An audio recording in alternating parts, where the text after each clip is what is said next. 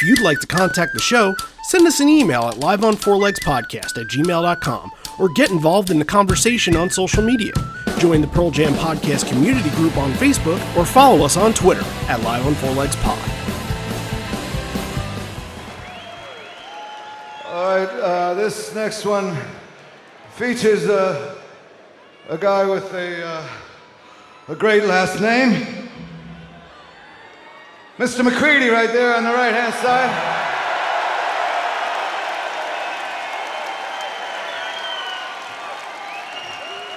He's part Irish and part Scotch.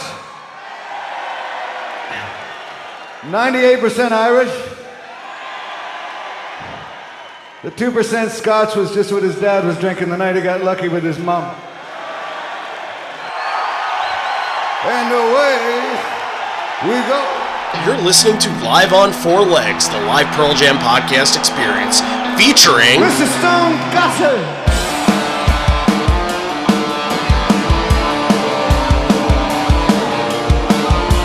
Gentlemen!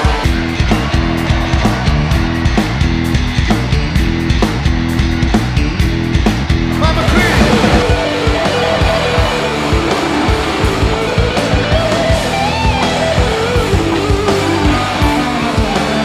Matt fucking Cameron in the drum.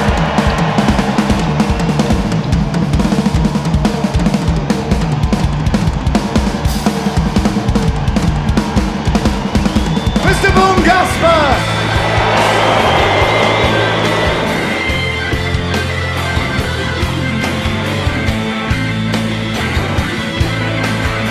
You can call me Al, you can call me Ed, you just fucking call me, why don't you?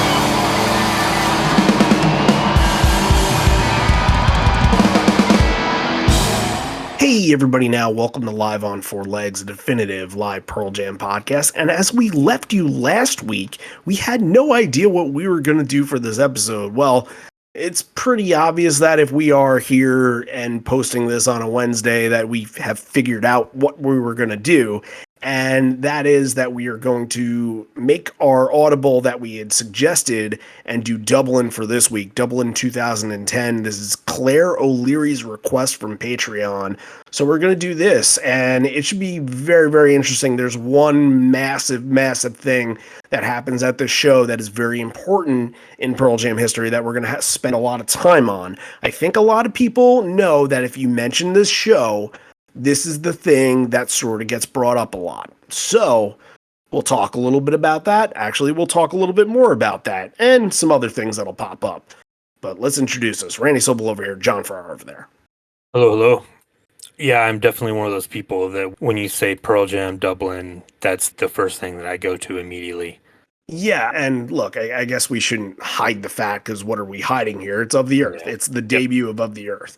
And I think what's important for this is that there was, and everybody that's kind of listened to this podcast understands this, in the 90s, mid-90s Versus era, they were debuting all the Vitalogy songs, a little bit for the Vitalogy era, debuting stuff like Red Mosquito and then Branded J and a little bit of Lucan and Habit as well. And it kind of stopped for a little while. It kind of stopped trickling through. You'd get a couple, like a Nothing As It Seems and an I Am Mine played at Bridge School shows, and then Last Soldier as well. That didn't really end up anything studio album-wise. But for a while, this kind of thing of them playing a brand new song for the first time on a live setting didn't really happen. And then, as much as I can recollect, I don't think it's happened since, unless I'm really missing something here. It definitely hasn't. And I think like Jeff has said that they would like to do more of it, but they know that the way people are with their phones and recording, that like immediately the next day there would be a shitty recording of it on YouTube. And they just don't want that. They're more protective of new material now. So yeah, it hasn't happened since this show. I don't agree with that. If you want it in good recording, it's coming out on a bootleg in a month. Be what that is. So I guess the whole idea comes from, and you have to look at what Of the Earth is. And Of the Earth never made a studio album. It's only been played 13 times, scattered throughout a couple of years or so. Hasn't been played, I don't think, since that Wrigley 2016 show.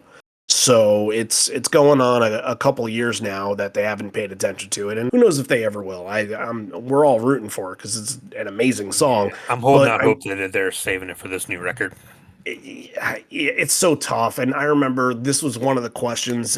Mike and Stowe did an AMA, I want to say, like right in the beginning of the pandemic, and that was one of the things I asked was about Of the Earth and whether or not we're ever going to see the studio recording, whether it was something that they try to rework for Gigaton. And Mike said something along the lines of, like, this is just something that Eddie has never felt like we've ever perfected in the studio. And now that we talk about all this, I wonder if there's a hint of, okay, the fans already know this, and we want the new album to be a total surprise, like totally brand new, unlike what Vitalogy was and all that. But also for all those Vitalogy songs, that became kind of a hearsay and bootleg thing instead of a wake up the next morning and, oh, well, there's new Pearl Jam, 2 new Pearl Jam songs or whatever. So I wonder if something like that went into it a little bit. My guess is that it was more for Of the Earth's sake, more that Ed, like Mike was saying, Ed couldn't find the right take. I'm gonna guess it's that. And honestly, I think it's kind of cool because you can count on one hand how many of these songs that are only live songs like this and Falling Down. Can you think of any others off the top of my head? I can't. Untitled. Fair. Okay. Fair. Yeah. Untitled. Yeah, sure. And technically Footsteps was never recorded for an album. Or B-Girl. In a true recording studio. Yeah, B-Girl too. Yeah, that's fair. I think those are different beasts, but... Yeah. Yeah, I think these are kind of questions that really... there's no way to answer them right now, so I'm just kind of planting the seeds in your minds, and it's good discussion, it's good topic. We'll kind of get into a little bit more when we get into the actual song. It's not something we see every day. Like, I consider this moment of the Earth being up there with the Falling Down version at Red Rocks, performance-wise too. That's how highly I regard all this. So let's talk a little bit about our patron, Clare O'Leary, who is on the Horizon Leg tier, which we thank her so much for helping out in such a big way. And John, you're going to take this. You're going to read her little story. This is her only show that she's ever been to. She's been a fan since 1992. So let's tell her story here. Yeah, pressure's on. She says, my story's a bit hazy at this stage since this is over 12 years ago. My girls are 18 and 16 now, so I guess they would have been very, very young at this point. She says a night away from them was a real treat. My youngest brother was living in Dublin at the time, so I had a place to stay. The venue was called O2 Arena, or its old name, The Point. The energy in the place was exciting to my mind, and we got there, and they saw Ben Harper, I guess, was opening. And she says, then they started with Long Road. Arms Aloft was one I didn't know, but I guessed it was a cover. And she said, I think at one point Eddie said Mike is 99% Irish, which you can tell goes over really well with the crowd. We'll get to that too. Yep. The weather on this day was a warm, nice, sunny day. And Eddie was saying, like Seattle, it's a beautiful place when the weather is like this. He called the venue a dump. And says he might remember bits and pieces being friends with Bono. And, we've talked about Bono on stage with Pearl Jam. Let's not get back to that again. She says, Corduroy, Amongst the Waves, Nothing Man, and Given to Fly gave me chills. We're going to get to this too. She says her brother was not a fan. So before the balcony fall happened, we left, but was told it was the best thing to do. Then she was brought to a gay bar in town. It was a night of two halves. Claire, you're going to need to expand on that story. She says, sorry, it's not a great recollection of the night, but she's keen to see how we both rate the show. I want to mention real quick, I felt bad after last week, given it such a low score. Dan was nice enough to write in and say that he got a kick out of it. He took it all in good fun. So very cool, you Dan. Yeah, thanks, Dan. This one, I think we'll get a little better rating. We'll see how it goes. But thank you so much, Claire, for your story and for your request. Let's get into this balcony thing for 2 seconds, because this is really interesting. And she kind of just, as a matter of factly, mentioned it. And I read it. I'm like, balcony fall. What is this about? I had never heard about it before. Like, my intake of this show for years was Of the Earth. And that's all I knew. So I didn't know if this was something that made news, that made headlines. And it happened, and we don't know when it happened. We don't know if it was during show. We don't know whether it was after the show. It feels like, from the way that she was describing things, that it happened after the show, but we didn't get her saying that she left early and missed songs. That's hopefully we'll be able to get some clarification on that. But for the balcony fall, it was a 36-year-old man, and he seemed to jump down onto the sound desk, but the fall was broken by a canopy which covered the sound engineer, and people were in shock. They didn't know what happened. People were able to see that he was moving his leg, and he was treated on site by the paramedics right away. This is weird because the band doesn't address it. The band doesn't say anything, and you'd think if the band had gotten wind of it or like seen all the paramedics and obviously taken him out on a stretcher, I would assume that's what happened. I don't think that actually says that here. Just he was treated by the medical staff at the venue. I would assume that they would have stopped the show, of course, and made sure that he was okay, especially because 8 days after this would be the 10-year anniversary of Roskilde. So that shit's on their mind, and it's always on their mind. So yeah, it seemed as if this is a quote here. It seemed as if he was play acting, got overexcited during the last song. Oh, okay, there we go. The last song. So it must have been during Ledbetter, and wanted to jump down and be in the middle of the crowd. Okay. Oh.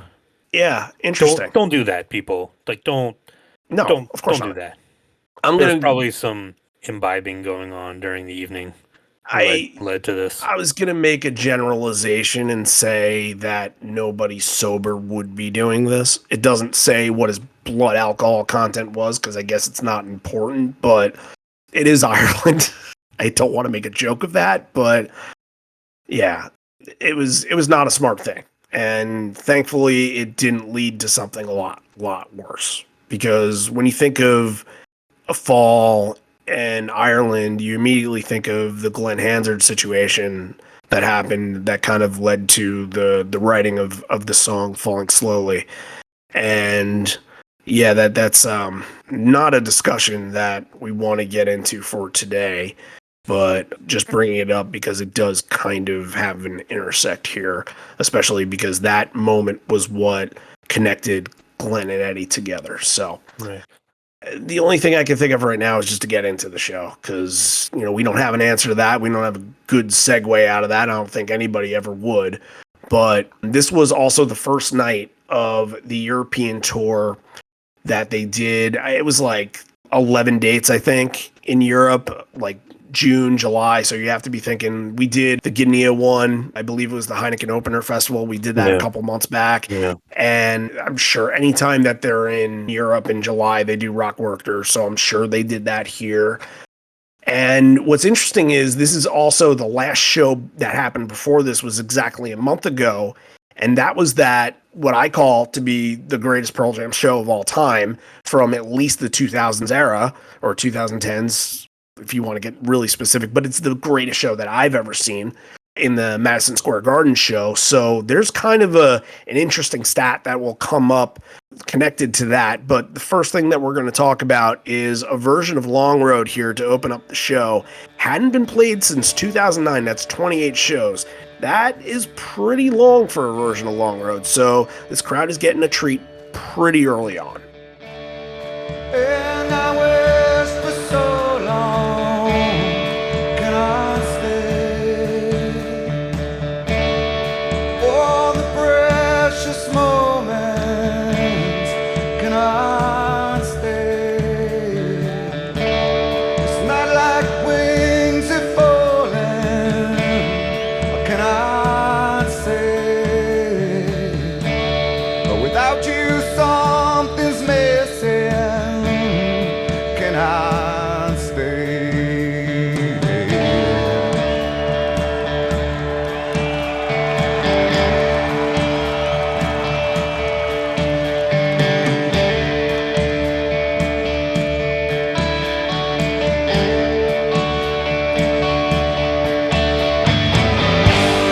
Oh,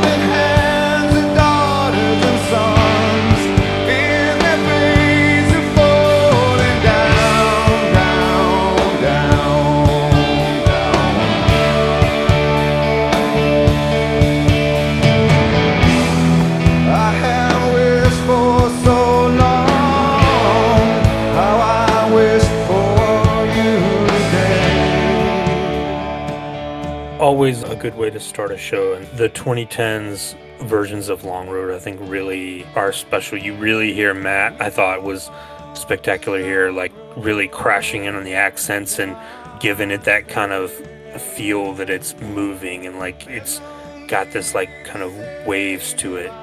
And then Ed picks it up at the end, gets really kind of impassioned on it, and then you get the modern versions where he'll give it to the crowd and do the call and response. I thought this was a very, very good opener, and hard to believe they don't play it. We only got it, 2 or 3 times this year? That's ridiculous. I think only 2 openers. Yeah. Should have including played the last show of the tour. I thought this was great. Yeah, I love this performance. I think that this was a top-notch performance of this song, and that's saying a lot because there are versions of this song that you're blown away by, and the first note for this, you can kind of feel just sort of this, like, not even tense energy, but like you mentioned with the waves and the moving of this song, and it felt like the fans were captivated and entranced by the story of this. And there's a difference between playing songs and just running through a song, and it's hard to explain, but some songs, even if they're not necessarily telling you like a beginning, middle, of an end story, the music is able to create that vibe. And I thought that happened here, where in the beginning you're building to something and you have these 2 big waves of momentum that happen, that first chorus and the one that Ed starts kind of, that whole part. And then once it gets to the end, like it feels like a real euphoric moment in this version. This was a very, very good elite level version of Long Road. I was very impressed by this. The music is kind of lyrical, and the way that the vocals and the music fit together, the vocals like aren't super over the top like we talked about with some of the Gigaton and stuff where it's just too wordy. The words get in, do what they need to do.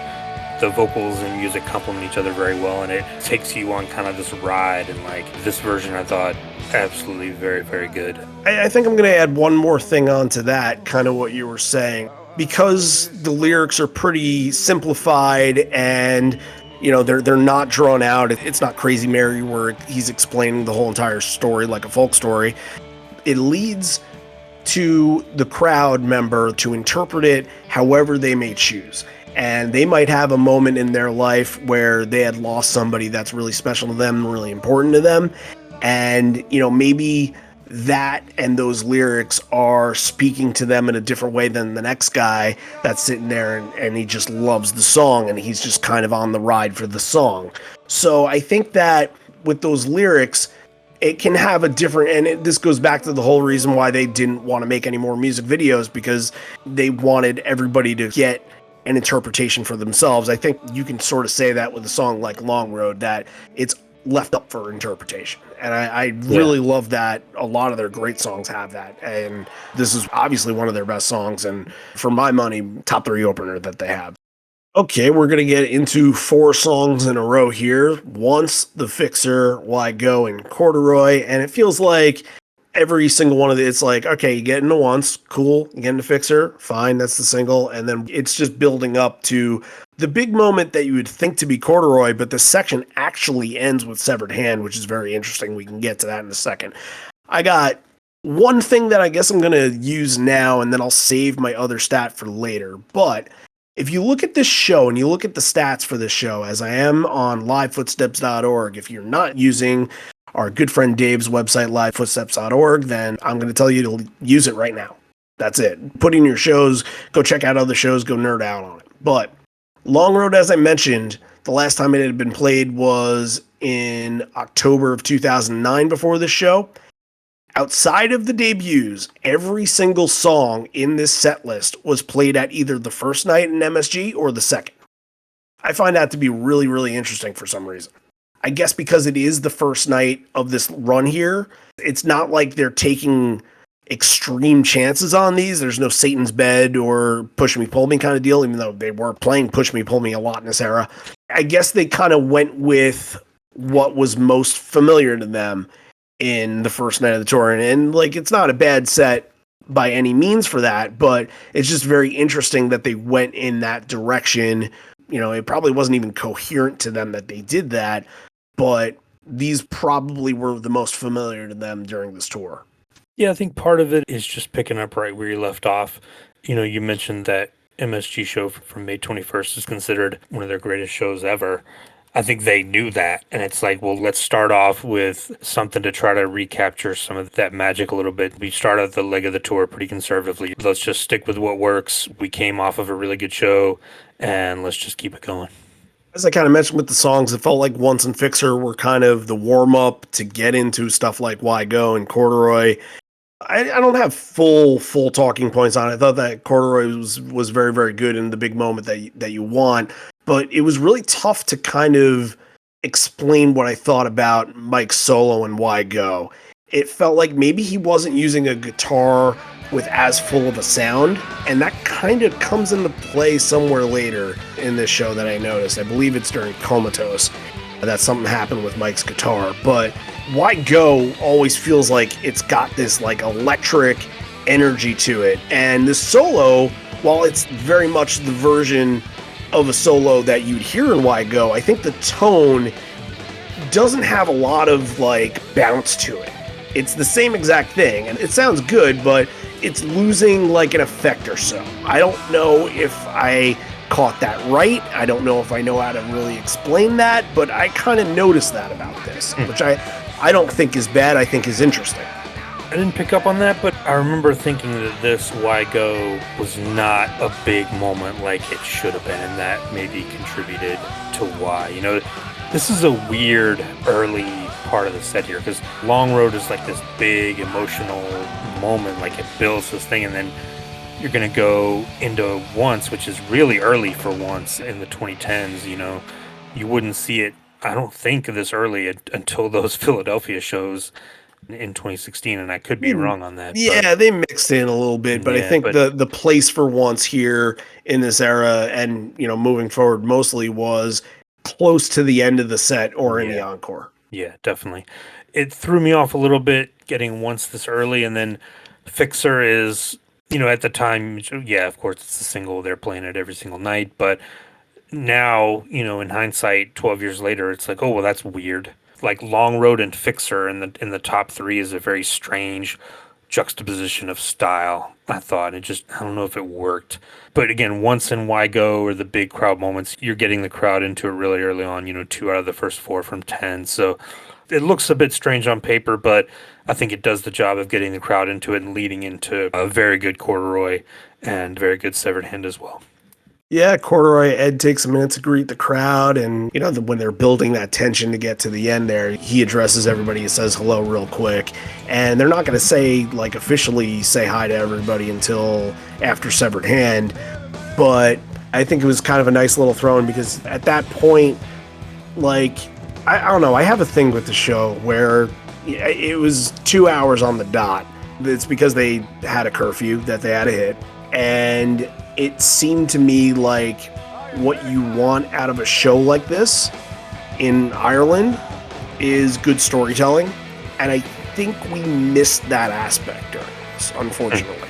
Yeah. And there's more to be discussed about this too, because we have listeners that are from Ireland, obviously Claire and a couple others that I talked to, and they've been a little puzzled by the fact that they haven't gone back to Ireland. My guess as to why would be because of the size of the O2 Arena, because it's not very big. That would be my first guess, but it does seem a little weird that it's been 12 years in a country that's a big travel country and everything like that. I mean, they could go out and play Slane's Castle, and how great of a show would that be? Yep, the language is not a barrier. That's right. It's a little weird. Yeah, I just bring that up now, but yeah, he greets the crowd during this, and after Severed Hand, he'd go on to talk a little bit more. But it's interesting that Severed Hand was kind of like the bonus of this 4-song section. There's the guitar lead, I think Mike is doing, where it goes a little off the rails in a good way. He sounds a little manic doing that little one-note lead that he does. Sounded really good. Like, that added a lot of, like, because Severed Hand is about drug trip and whatever you want to say, but having that guitar sound a little unhinged and sound a little crazy, a little manic, I thought added something to the song. And like, yeah, this was a great version. I thought it was a highlight. Ed says, "Where are my manners?" Which he says that a lot, And I I wonder really expected if Mind Your Manners to start.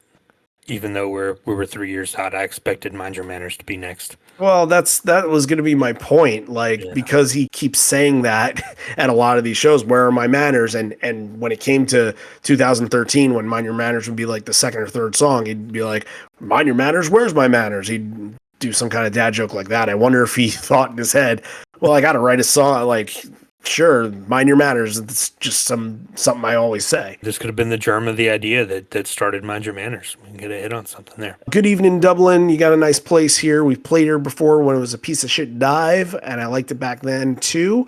We're in Bublin, Dublin, and we couldn't be happier. We got a big night ahead of us, even though this isn't a big place. Take care of your neighbors out there. This is for the Irish surfers. And that's going to be Amongst the Waves, and then we're going to get into our even flow spot right afterwards. Okay, I had a little thing. I don't know how much of a tangent I'm going to get on here. It's not a bad tangent. It's just kind of interesting observation from these two songs back to back here, because when you think of Mike soloing, there's kind of two different categories. You have the songs like Even Flow, Alive, Immortality, Black, all stuff that he goes off on, and it's pretty much, for the most part, pretty unique to the song that they're playing in that moment. And then you have what I want to call to be Mike's staple solos. And that's solos that are lifted directly from the studio recording that he brings into the version that they're playing in that very moment, which he doesn't change anything. They're exactly what you expect, and that's why they're staples, because you know what's happening in them. And Amongst the Waves is definitely one of them, and I just find it interesting, and it's not this big elaborate solo or anything like that. And the other one that kind of comes to mind is, we've mentioned so much on this show, the ending to I Am Mine not having Don't get me more started. of an extension or anything. So it's just something I noticed.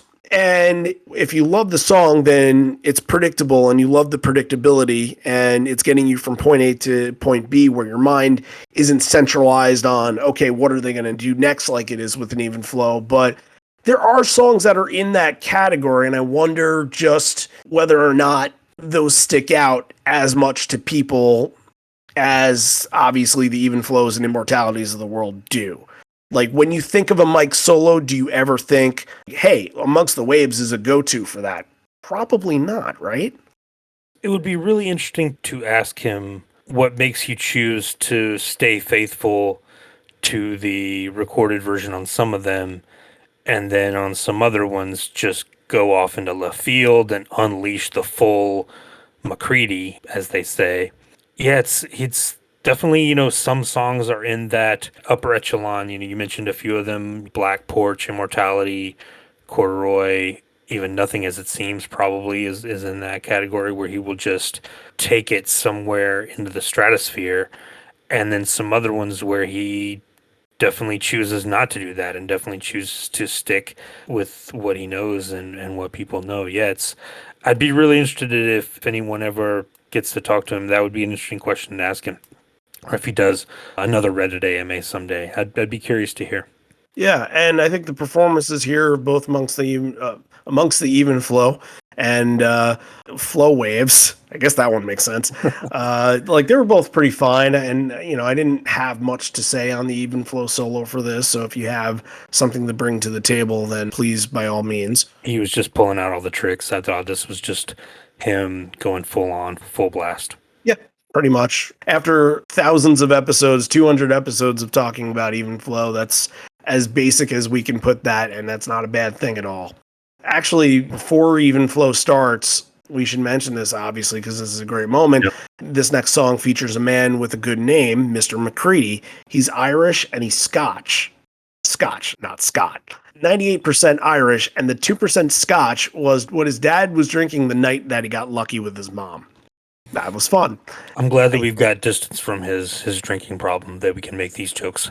Yeah, that's a really good point. Yeah. There is something I do want to mention about Even Flow, and it's more of an overall point of the whole show, is that I thought that Jeff was mixed in where you can really hear him on this boot. And Even Flow is not one that you're really paying attention to Jeff too much, but I liked kind of hearing the bounce during this. I thought that whenever you do get to pay attention to Jeff, whenever you do get to hear Jeff, it just brings so much more out of the song. I did enjoy that. I noticed it in a couple more versions as well. There's a big Jeff moment in the encore that I'm real excited to talk about. Let's talk about it when we get there. The next section features two great soaring ballads, if you want to say. I wouldn't necessarily call them ballads, but they're great sing-alongs. And before Lucan, Unthought... you're thinking of Lucan, of course. Yeah, of course. Wait. Before Unthought Lucan, Ed says, imagine you can see through the roof on this one. And Unthought has always been, and we talked about it from last week, where he was saying the moon, like take a look at the moon, must have been a full moon, must have been a beautiful moon, something like that. And he always kind of mentions during the song that you sort of need the outdoor atmosphere to appreciate it in that manner. And I don't disagree with him at all. However, I think that Unthought Note was going through its prime spot in 2010, especially after going through some of the US dates and going into here. Like, people notice it now. People notice, and there is a point that I'm going to bring up once we get to Got Some, I believe. I'm not going to bring it up here.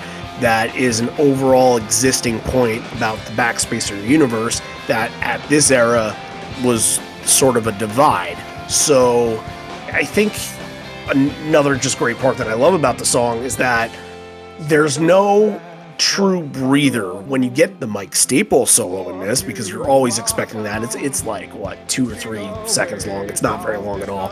But that little breather where they take it down for a second and then immediately build it back up. I just love how that has progressed. I'm sure it was something that Ed brought to the table, and somebody like Matt kind of put that behind him, and they're like, okay, rev up a little more? Okay, sure. That brings the electricity to the song. I love that about Unthought Note. Last couple weeks have been terrific versions. Nothing wrong about this one, of course. The best praise I can give it is, like, sometimes I forget that it was on Backspacer, and I think it's from one of their better records. I agree. I really like this version. They're giving it a prime spot here after Even Flow as well. Normally you would see like a daughter or a wish list or something here, and it shows that they know what they've got. As you like to say with Unthought Known here, it's doing that job. It's in that same category of songs, and it soars really well here. Nothing Man, I thought, again, terrific. Both sound like they're soaring. Both sound like they're getting the attention of the crowd. We know that Nothing Man at this stage in the game, as we did on the Nothing Man Evolution episode in 2010, it is like one of the biggest crowd moments next to like an elderly woman or going to a live or something like that. So the crowd absolutely eats this up every single time, and there's no different here from the Irish crowd. And Ed yells something in the middle of this, and it's very quick, and it sounded something like something to back up.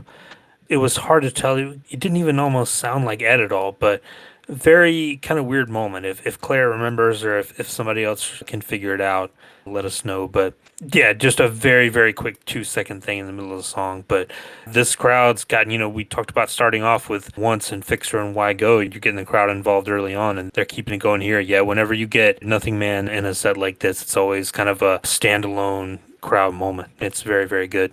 Coming up next, we have the Lucan and Not For You combination, and then Down following right after that. Down we can get into for a minute or so because we haven't talked about that in a very, very long time. But Lucan and Not For You, obviously the transition of all great transitions in Pearl Jam history, and Ed kind of tees up Lucan as another sing-along, which Ed does at first but can't contain it all the way through. That's no surprise to just about everybody. But great rolling transition into Not For You. That sounded really good. A holdover conversation from last week about this song sounding like a Backspacer rendition, which kind of got the train rolling in my head when you said that. And I don't think it's unfair to state that. This is traditionally, and when I think of traditionally, you have to think of 1994 through 2000 and maybe put 2003 in there. Like, this was a song where it channeled anger, it channeled some bitterness, it's channeling some resentment. And when you get to the 2010s, and this is just kind of their callback to the 90s, their callback to like, hey, this was a great song, remember this? Like, it's just essentially standing nostalgia. And you don't hear the same vigor that you used to. So if you want to call it backspace or rendition, I'm fine with that, but I also don't think that should be an insult in a way. It's definitely its own different sort of version. Like, the 90s version is great for what it is, and I think that this one has its moments as well. I think, when I mentioned that, it was more like it sounded like, it had the teeth just taken out of it. It had just no bite to it. And it was very kind of even and a little bit more like pop/rocky than it should be. Because when Not For You is good, it's very angry and very powerful. And this is one of the things I wrote down too. I'm very glad that a year later they've gone back and figured out how to make it good again. This was so much better than last week's version. I thought it really hit on the big moments, just like Long Road did, hitting those accents and making sure it's got that impact and got that power. A great fluid melodic Stone solo as well, everything you want from a Stone solo on this. So yeah, very, very impressed with this Not For You. And it can still be very, very good to this day. Like, they went through a phase where they kind of stretched it out, did like a little call and response thing in the last few years. The crowd does their own hey chants in this. They're not prompted to do anything, which I thought was great. But even the version, that we got in Louisville a few weeks ago, I thought was maybe the highlight from that show. So yeah, Not For You can still be very, very good and very, very powerful when they needed to be. I was impressed with this when I saw it on the list, and I was like, oh, it's one of those. Here we go. It's a 2009, 2010 Not For You. What are we gonna get? But I was impressed with this one.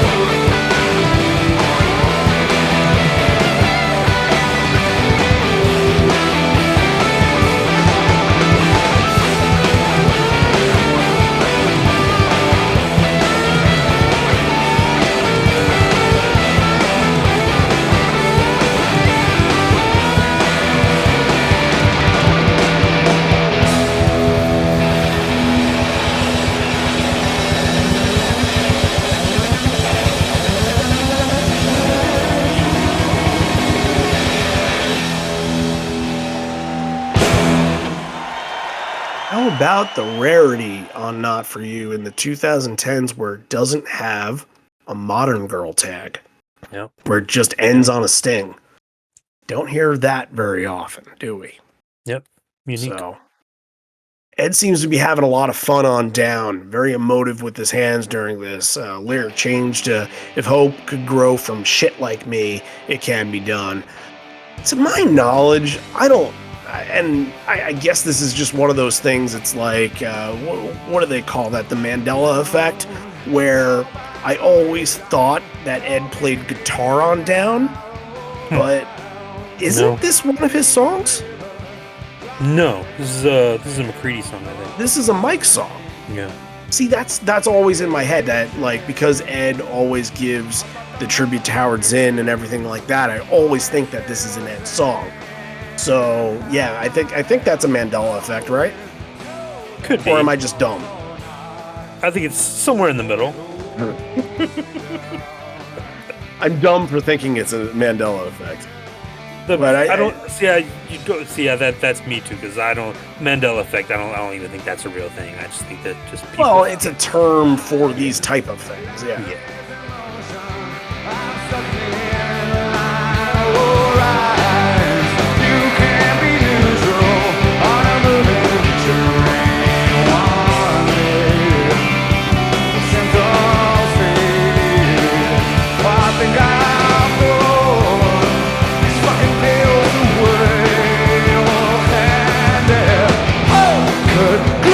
From shit like me.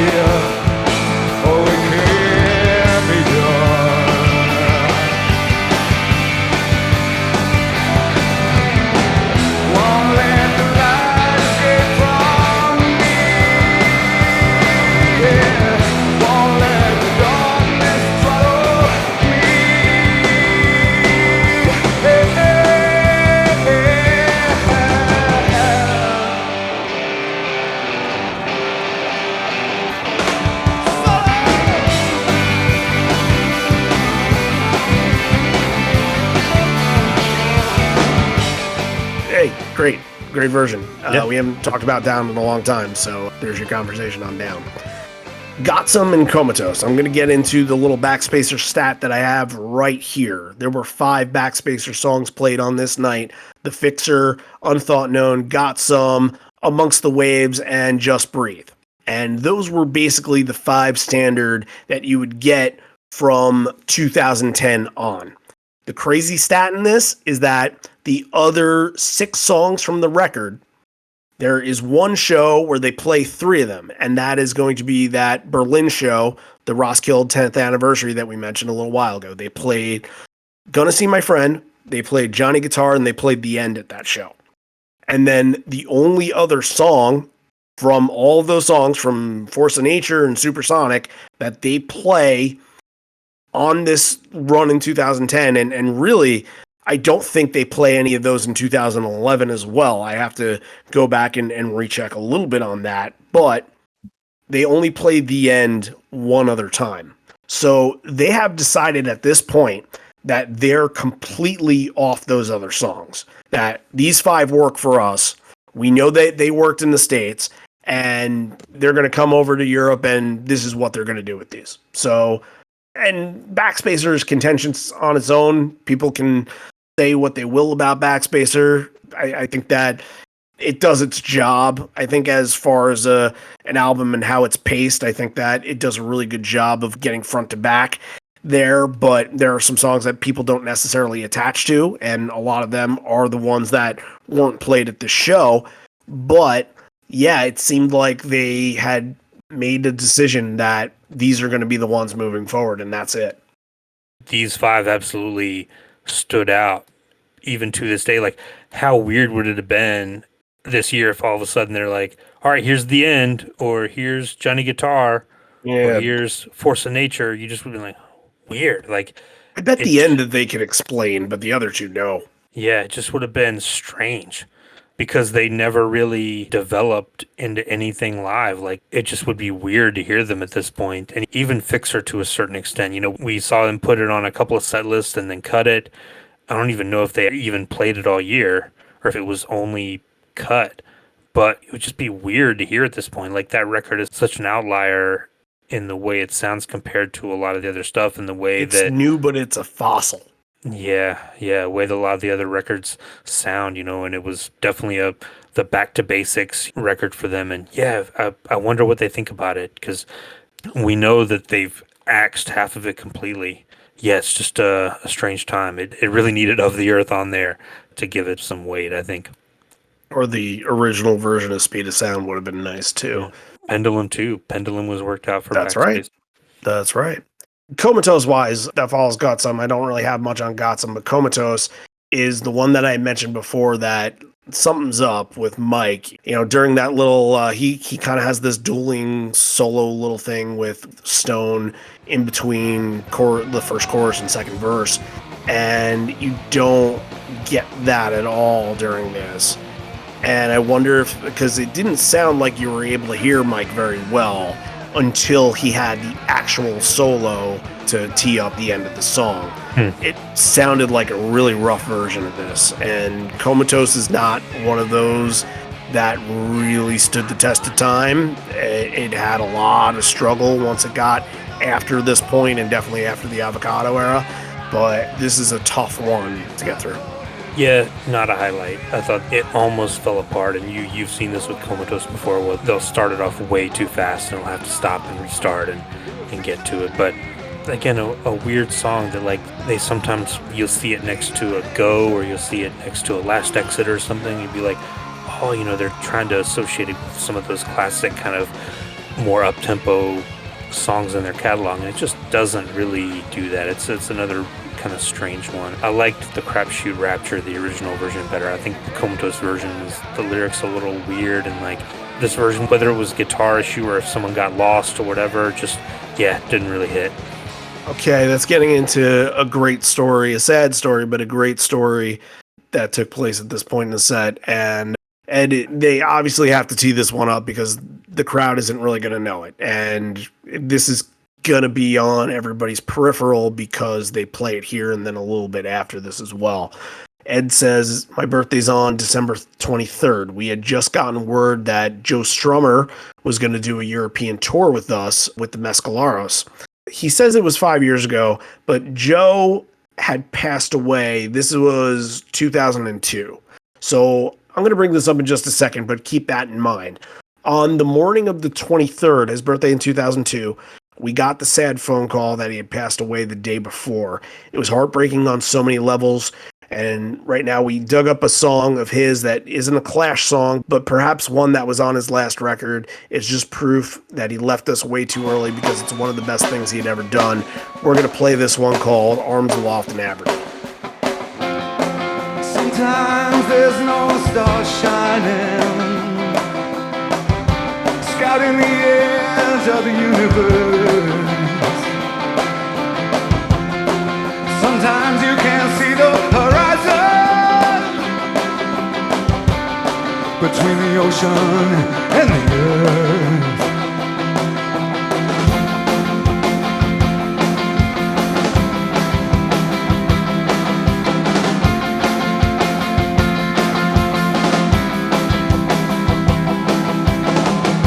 And just when you were thinking about sinking down, I'm gonna pull you up, I'm gonna pull you round, and I remind you of that scene. I said there's all gasoline. May I remind you of that scene? We were arms aloft in Aberdeen. May I remind you of that scene? Let a million mirror balls beam. May I remind you of that scene? And you say that living is nothing but hassle. In a Manila envelope rain, and driving cold all night to Newcastle. It's getting to be a repetitive strain, but just when you thought of going down the drain, they remind you of that scene. I burn no gasoline. I have a thought kind of attached to that, and that is when you think of 2002 and what they were playing, because originally the way it sounds like 2006, and we know that Ed can sometimes get his years a little discombobulated and all that.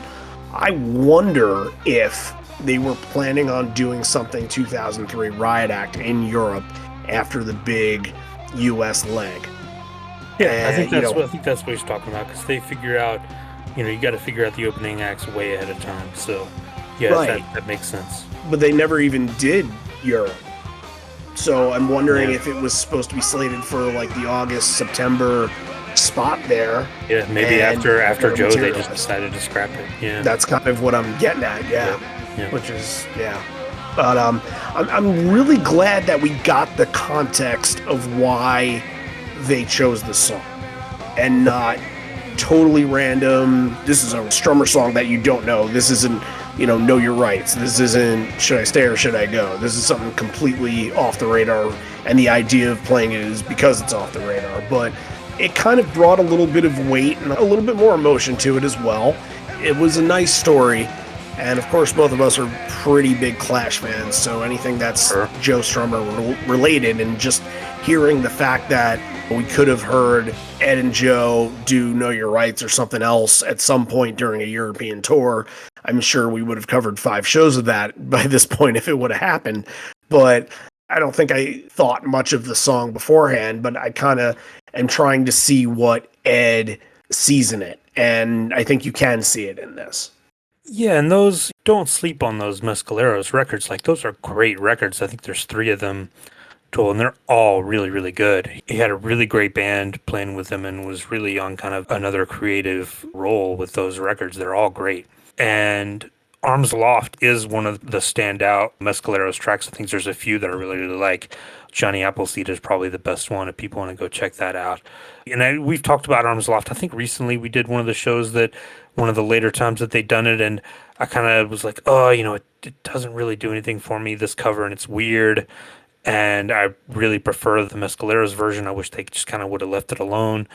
But here, like you said, you get a little bit more appreciation for why they did it. And This one I think is maybe the best one that I've heard. They do kind of go off on a little spacey jam on it, which the original does have. It's not a kind of a punked up version like Pearl Jam does it. They kind of keep it straight, and it's a little weirder. Yeah, there's like On the distorted record. vocals in the chorus and stuff like that. Yeah. And I think this version lives up to that a little more. It's a little more faithful to the spirit of the original. So I thought it was good for a debut cover. Yeah, I liked it. Do the Evolution is going to close out your main set here. Life and energy after something that A, wasn't familiar, and B, had, the emotional weight tied to it. So it's a good way to punch out of this main set and keep your crowd happy and hanging on for more.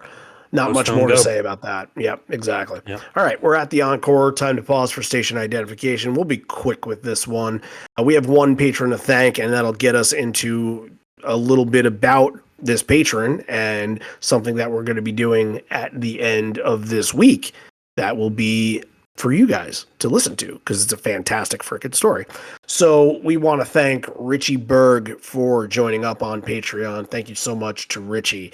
Thank you. If you know that name, then good looking out. If you don't know his name, him and his son Dermot were the winners of the All In Challenge, where they got to win the opportunity. And I know a lot of people thought it was a pick the set list thing, but they got the opportunity to see Pearl Jam's backstage area and talk to Ed about the set list before the show started. That's all things that will be in an interview with both of them that's going to come out at the end of this week. So we're very, very excited to give that to you guys. We've had some really killer interviews this year with Josh Arroyo, with Ken Lesnick, who went to Unplugged, which we had never talked to anybody that went to Unplugged before, and now this. And we're just very excited to give it to you because it's from all different perspectives. You get what a lot of what we were saying, like how Ed treats his set list, how he's thinking, and him going through the old set list of places that he had been to before. Like, those are things that we've always kind of fantasized, and those fantasies get kind of proven to be realities in this. So it's a fantastic listen. They're fantastic stories. I urge everybody to keep your eyes open on Friday for this to come out. It's going to be a fantastic story. You won't want to miss it. Yeah, thanks to Richie and Dermot for taking the time on doing that. It's really, really cool. A lot of inside stuff about, what goes on in and around these Pearl Jam shows that they got access to that a lot of us never will.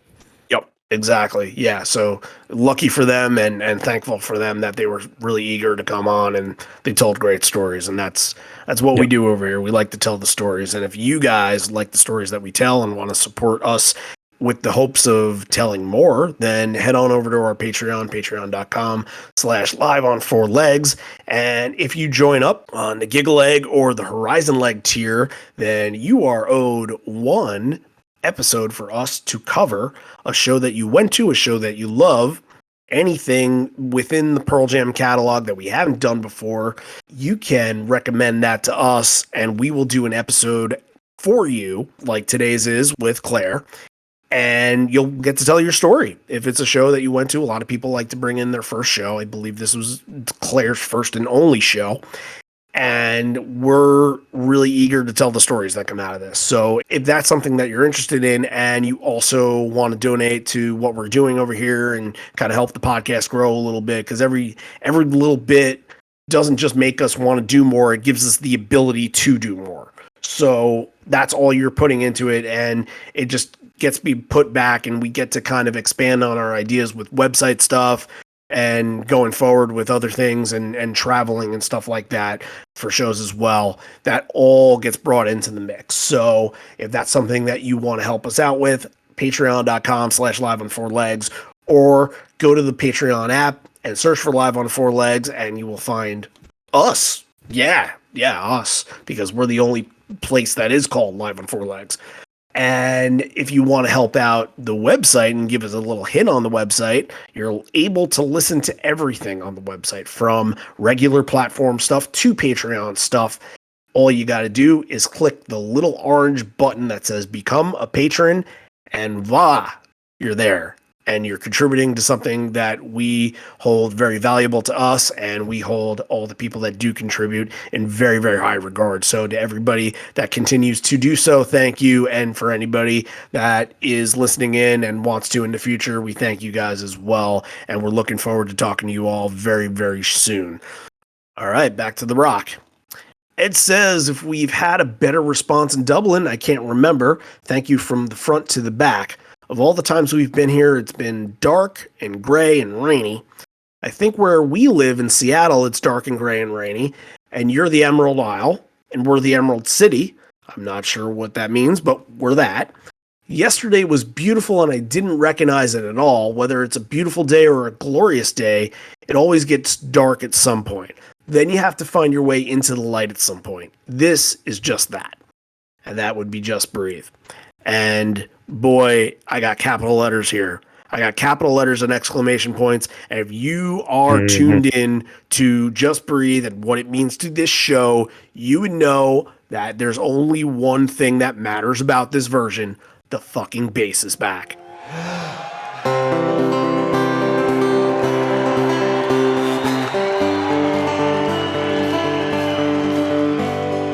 Practice the things that I don't let me in home. Under every pin, just another human in Yeah, I don't wanna hurt. There's so much in this world to make me believe. Stay with me. All I see. Did I say that I need you? Oh, did I say that I want you? I almost jumped out of my chair. I'd resigned myself that this was not going to be a version with the bass. And it didn't sound like it was coming off that way. It didn't. And you're kind of watching the video, and Jeff is off in the shadows, and like I couldn't tell if he's got the instrument still on or if he was even there. So I'm kind of listening, and I'm kind of like, okay, here we go. We're going to get an Ed solo, Just Breathe here. And then this glorious sound comes out of nowhere, and it's Jeff on that little bass that he has for this song. And it just brightened my mood instantly. I love this so much. I absolutely love that bass line. And I think it adds so much to the song, and it immediately elevates Just Breathe into one of my favorite songs live. And I've never heard them do it with the bass. Maybe someday I will, but if it's Ed solo, pass. But with the bass, give it to me every time. The one thing I did have about this version, even though I love the bass so much, is that kind of the beauty, and I want to emphasize the word beauty here, that Ed had mentioned before, and Just Breathe, of course, is a beautiful song. And it felt like it was a little bit kind of change of pace. It was kind of a little quicker. And because of that, I didn't feel like the beauty warmth that you do get from this sometimes. And that doesn't really change my thought about the song or anything like that, but the identity should be that it's this comforting yet sort of emotional bit, and I think that a little bit of that was taken away from this version. As good as the bass was, as good as everything else was, I didn't think that this version quite had that pinpointed. But anyway, we'll move on, because look, Given Flies played here. It's your fan service buffer song, essentially, before we get a little bit weird, and it's something they've never witnessed before. Given a Fly is Given a Fly. It's great, it does its job, but the show is really going to kick into a whole new level right here. Ed, well, he says this. I wasn't exactly sure how excited you'd be if I said if we said we were going to play a new song, but it's not even like a new song off the last record. I mean, like a new song, like.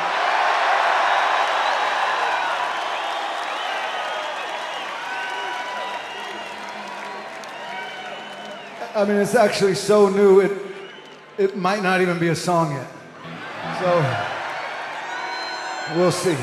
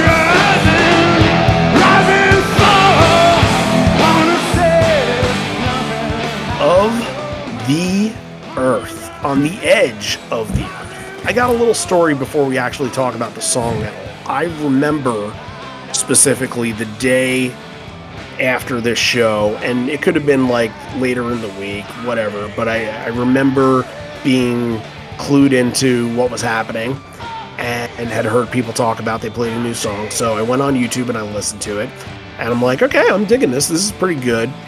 And I didn't listen to the song for a while after that. Not because I didn't want to, just because I didn't really think of it. It wasn't on an album. It wasn't something that I had readily available to me besides YouTube, and I didn't really go out on YouTube and search for that sort of thing back then. But the one thing that always kind of kept in my head was the chorus, on the edge of the earth, on the edge of, and that always rung in my head.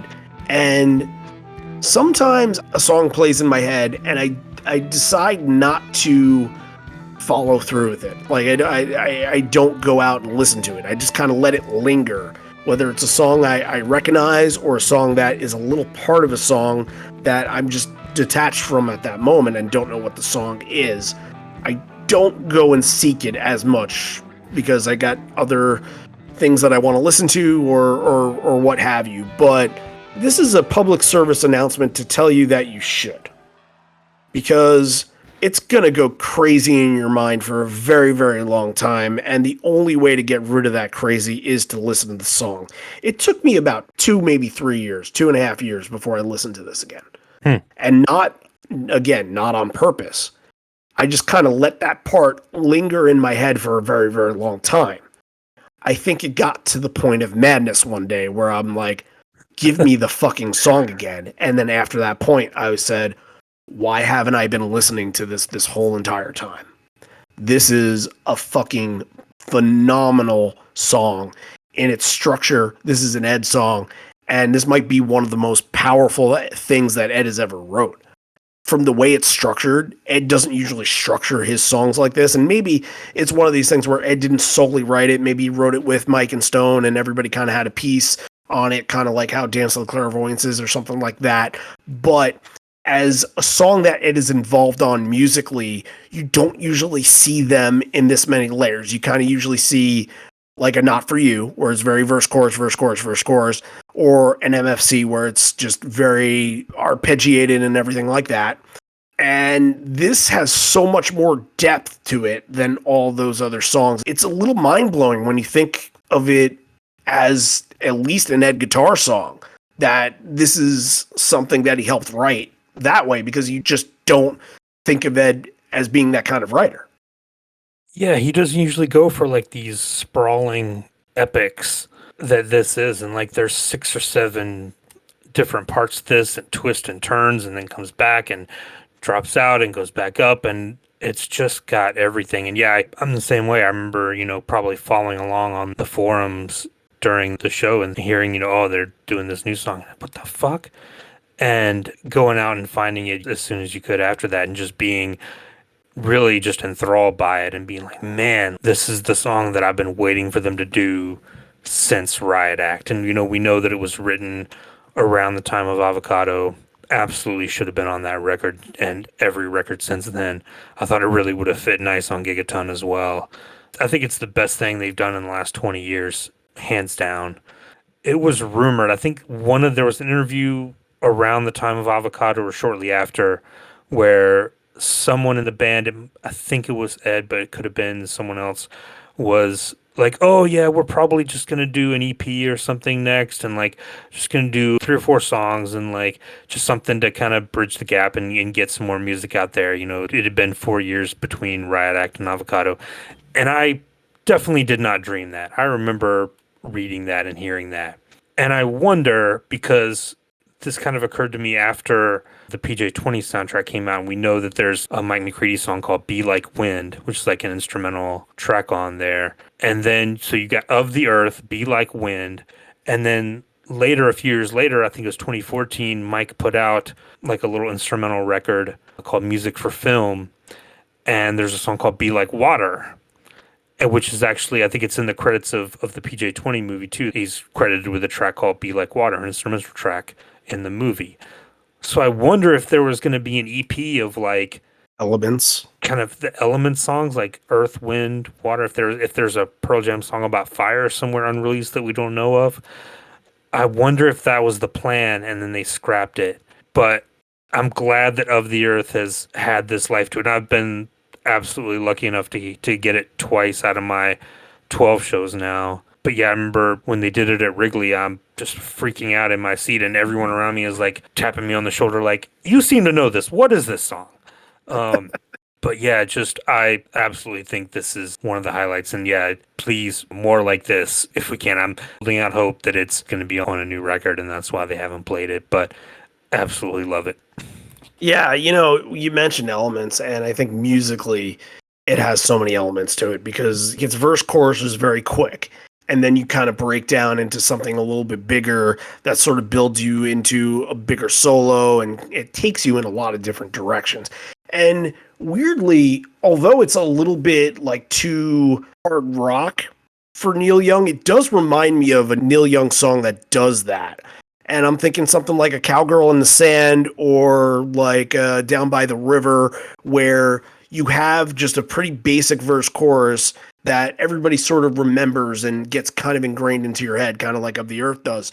And then after that hits, you have like a 7-minute long like Journey solo. Like, and I don't mean Journey the band. I mean like it takes you on this crazy adventure. I feel like it has that sort of vibe when you break it down into those pieces. And that's complicated to write. The backbone of the song is what's coming out of the feet of the amps. The guitars seem tightened up. They're open chords a little bit, but everything is kind of gritty. Everything is kind of distorted as much as you could distort it. And it also, I've always kind of had this image in my head that this was sort of a song that if you were running away from an earthquake, like this would be the song that defines what the earthquake is. And I don't it's mean very to cinematic. It's got a very cinematic feel to it. Best way to put it. Yeah. Which those two Neil Young songs that I mentioned are very cinematic as well. And, I don't say earthquake because it's called Of the Earth, but it has this just sort of larger than life vibe to it. It makes you feel like something massive is going on in the song that's telling this kind of story. And he even breaks a string, I think, near the end. I remember that from watching the video, and just rips it off and keeps going. They're in the zone on this. They huddle up together. Yeah, this is one of the best of the 13. I think this is one I usually go back to, even though I've seen it twice. Yeah, this is excellent. And maybe it can't be beat by like Jack White or something like that. But yeah, it just goes to show you that, sometimes if you have a song, play it because everybody's going to latch onto it. It doesn't matter. Give it a shot. Maybe it isn't something like this or a Falling Down that people are going to be like, oh, I'm going to listen to this for the next couple of years. Maybe it does turn out into, and I don't want to equate the same thing, but more of like a Get It Back, which they haven't played live before, but it has this vibe of just kind of staying in purgatory area where I don't think it's going to be anything that anybody ever thinks about in the next coming years of Pearl Jam. Your Can't Deny Me type of song. Yeah. And Forgotten. Right. And I think that, hell, maybe if they would have done that with Get It Back, if they had the time, if they played it during 2020, if they went on those tours and they just said, all right, we're busting this out and this is going to be on a soundtrack coming up in October, then maybe it becomes something bigger than it was. I don't know. I don't know if that's a thing, but just sort of in my mind coming off of this whole Of the Earth thing. All right. As we mentioned before, it's really the last of its kind. We would love to get one in the future, but I think that this kind of stands out as something really, really special from this era that needs to be treasured by the most hardcore Pearl Jam fans and the most casual as well. All those people that were saying, what was this song in that crowd? They should all find a way to get their ears on it because hopefully it's worth they did. Yeah. Hopefully they did after that night. Porch is going to close out your set, and I think everything from here on out is going to be, in a way, sort of like what we saw last week, where it was kind of a sprint to the finish. They were on a time crunch. They had a curfew. A lot of these shows in Europe are very, very strict with it, and they have very, very strict penalties that come out of it. And, I thought that Porch was feeling good afterwards. And the only thing I would have against it is that Of the Earth was so kind of mind-blowing that you'd need a second to just put the pieces together of what you just listened to. And Porch is there and probably live. You're like, yeah, this is all excitement. That's all happening at once. But after the bootleg, it almost does Porch a little bit of a disservice to get it after this version of the Earth. You know what I mean? Yeah. And probably the live version of Porch is probably the most similar to Of the Earth that they have. You say, live review mirror and things like that. So it makes sense. And I thought that Stone kind of took this version of Porch off into left field after, Mike finished his solo. Stone starts doing this kind of little rhythmic strumming pattern he's doing. It really gives it a different feel. I enjoyed this Porch. I thought it was good. But again, like, how often do you see Encore 1 shorter than Encore 2? So I got to think that some things were definitely cut for time here. Encore 2, yeah, you're going to get 5 songs instead of the 4 that were in Encore 1. Ed kind of says something about chopping wood and how he said he was chopping wood 3 days ago, and now he's here in front of all of you. And so maybe that brings into the jet lag conversation that we kind of mentioned before. Then he mentions the strict curfew and just kind of keeps going and then says maybe we should stop talking. That would be a great idea if you only have like 25 minutes left. Small Town and Better Man, good singing on Small Town. They most certainly don't want to end this early, and I think that the crowd has their back on that. And Ed also sings, My God, It's Been 6 years. Yep. His math is very much off at this show, from, hey, it was only 5 years ago that Joe Strummer passed away to 6 years ago was the last time we were kicking in at this point. Yeah, right. So the crowd is taking it at the end, but there's a point where Ed just stops playing and doesn't really get to that last fade away at the end, but the crowd sort of forces him into that. And Ed kind of continues to let them take their moment. And it sounds almost like that he was doing a little bit of backup for them for a little while. And I thought that was kind of a cool moment. They're being very crowd friendly this Encore 2. The party is on at this point. The celebration. We're going to see it in a second. Yeah, and getting into Better Man, again, continuing on with the crowd, but I thought the jam in Better Man before they got to Save It for Later was so great. When they kind of drop out and go into Save It for Later, I was like, no, keep going. Like, you were on, They were on to something. Like, it was a surge. And then, like, when Save It for Later kicks in, it just kind of drops and you get, okay, it's Save It for Later. But yeah, check out that little pre-Save It for Later jam on Better Man. It was very, very good. Yeah, they probably should have brought that into another show where they were able to expand it a little bit more. Yeah. But yeah, just disappointing that you can't really capture more of a moment off that. You probably have to scratch something else off in order to get this to where it should have been. However, John, I think it is time. Is it time? Is it time? Is it time? It's time. Kick out the jams, motherfucker!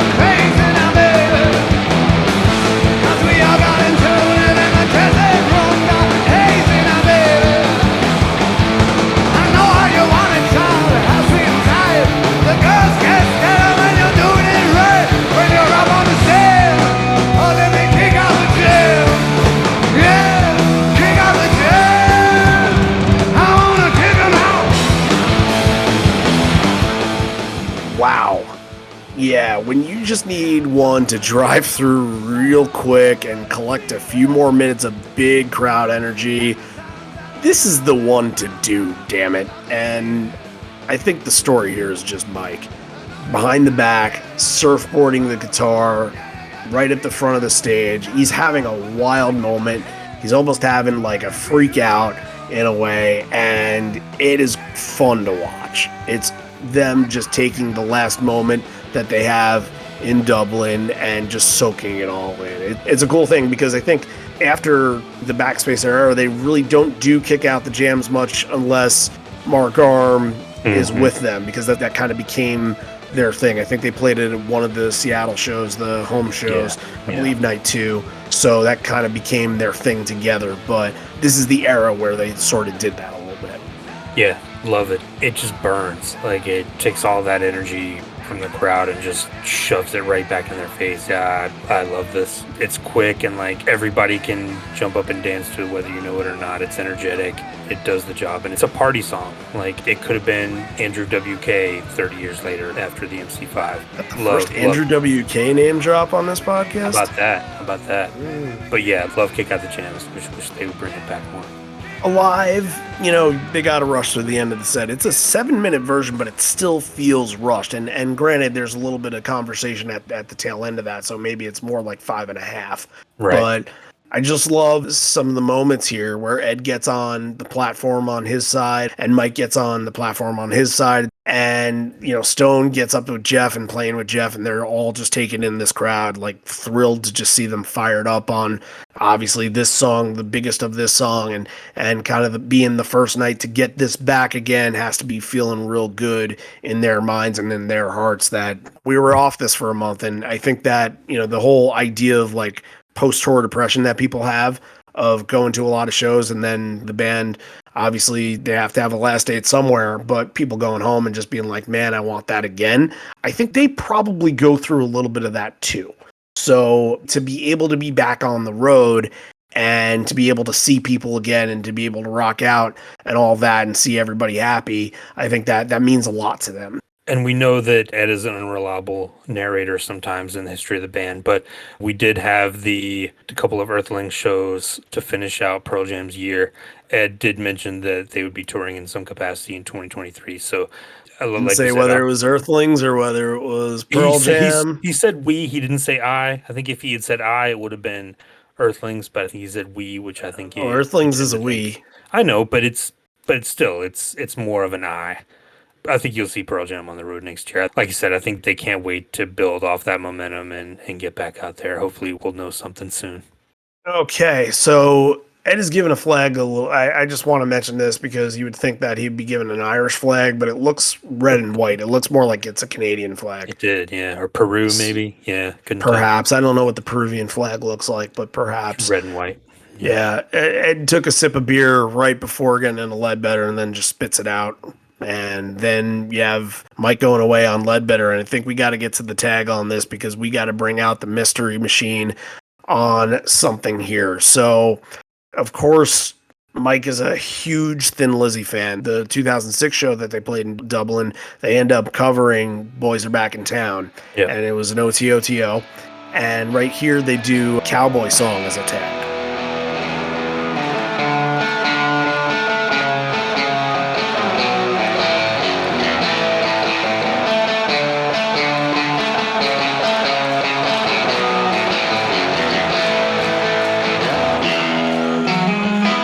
And then shortly after he does Cowboy Song, there's a little bit something else. And I think because they're doing, Thin Lizzy being an Irish band, I think that this potentially, it has the vibe of being a U2 song, but we don't have that kind of knowledge to tell you that as one. But we're going to play it for you right now. For all those U2 aficionados out there, please let us know what you think this is, if it is U2.